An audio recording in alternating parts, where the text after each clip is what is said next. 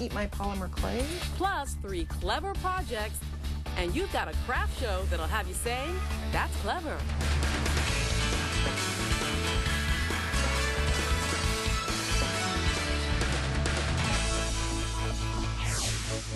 Hey everyone, I'm Angela Martinez. Welcome to That's Clever. One of the challenges a crafter faces is to take a clever concept and turn it into a work of art. This Vermont artist's polymer clay craft will have one lucky tooth fairy making yourself right at home.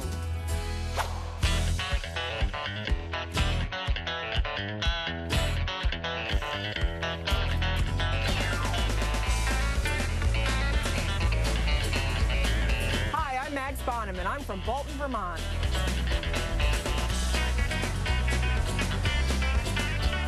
Today I'm making this.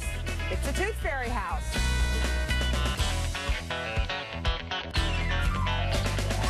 And here's my workspace. It's in the corner of my living room. I'm going to start my tooth fairy house by conditioning some polymer clay. I'm going to put it into my pasta machine to get it nice and flexible.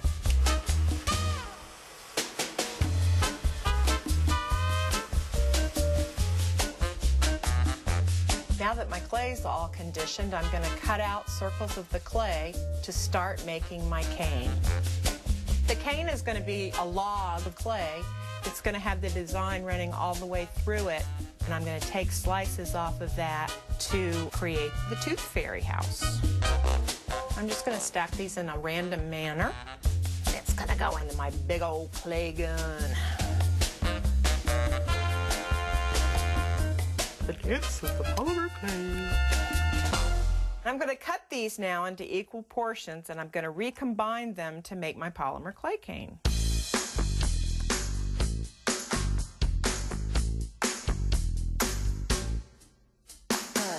I'm going to pull it, stretch it, smush it to make it longer and thinner. Now I'm going to cut it again. More pulling, more smushing. And I'm going to cut it again. More smushing, more pulling. This is the cane that I'm going to use to make my tooth fairy box. I'm going to take slices off of my cane and smush them together. I'm going to run them through the pasta machine. I'm going to cut a straight edge. Now I'm going to wrap it around my circle cutter. This is going to go in the oven for 20 minutes. Now that the box is cool, I can take it off of the cutter and start to make the bottom of the box. I'm going to cut out a couple of circles. I put the smaller circles onto the larger circle, and then I slip my box over the top of that. Now I'm going to take a larger cookie cutter, and I'm going to slice down right around the edge. Barley, what are you doing? No, you can't eat my polymer clay.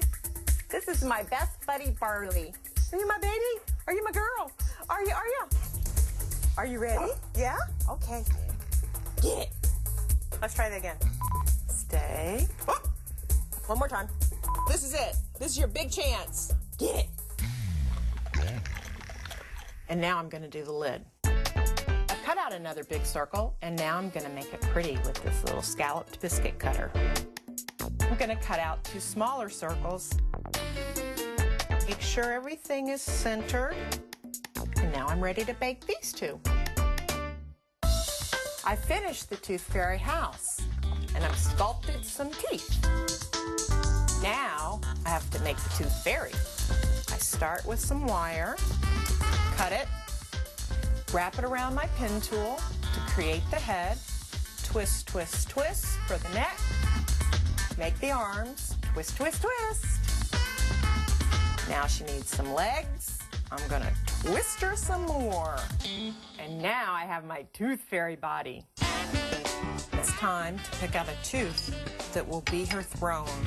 I drill a little hole into the tooth, put in some glue, and stick in one of the little pieces of wire that I left coming out of her back, and then sit her down. It's time to make my tooth fairy's undergarments. There's her undershirt, and this is going to be her petticoat. Now she's ready to go into the oven for 20 minutes. She's out of the oven and it's time to put on her clothes. I'm going to roll this out real thin so that it can drape like fabric. Cut another circle, and I'm going to drape it over her petticoat. I'm going to cut out a little square for her jacket. She's a blue belt. Just going to go into the oven again, but this time just for 10 minutes. Now I'm going to make her hair. I'm going to take some craft wire, wrap it around this mandrel. I'm going to take this coil and I'm going to pull it out, flip it into little pieces. Now I'm going to take each little piece, stick it around her head, and twist. I've finished her hair and I've put on a little headband. Now I'm going to put her back into the oven for 20 minutes, and when she comes out, she's going to be hot. Now I'm going to make the Tooth Fairy's wings, and for that I need some Tooth Fairy dust. This is just regular glitter in translucent clay. Using a butterfly cutter, I'm going to cut out some wings. My wings are ready to go into the oven, and when they come out, my Tooth Fairy's going to be ready to fly. I've cradled a smaller tooth in her hands. Now I'm going to attach the wings. I'm going to drill a hole into the back of the wings. Drill a little hole in her back, a little drop of glue, taking a piece of wire, stick the wire through the wings, into the hole in her back, and now she's ready to be glued to the top of the box. The Tooth Fairy has landed, and that's the tooth.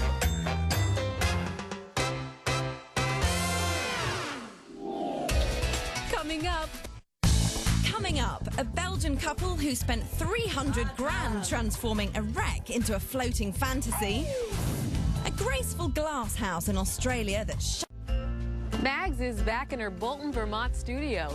She's combining scraps of polymer clay with colored wire to shape a pin that takes flight only when it's complete.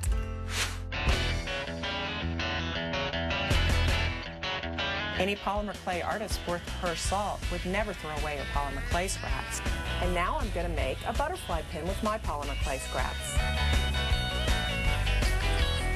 Okay, I start with some scraps, mush it into a little square. Now I'm going to roll it out a little bit. Take a cut, take another cut. Take my butterfly cookie cutter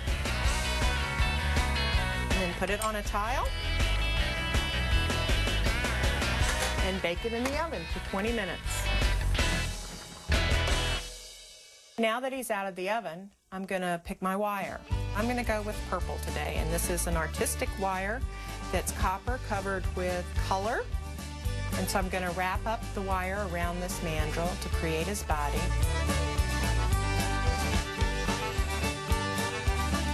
Then I'm going to take another piece, cut it, bend it in half.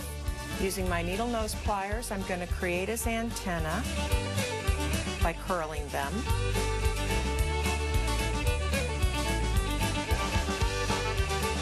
I'm going to glue him down to the butterfly wings, and then I'm going to turn him over, glue on his pin back, and he's ready to fly away.